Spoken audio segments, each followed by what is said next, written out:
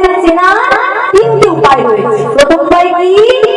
তাদের চরণ মাটির উপরে থাকে, মাটিকে স্পর্শ করে, এটা হলো প্রথম উপায়। দ্বিতীয় হলো তাদের কোনো ছায়া পড়ে। তিন নম্বর হলো তাদের চোখের পলক পড়ে। এই তিনটি উপায় বলেছে, ওই চোরেরও শোনা হয়ে গেছে।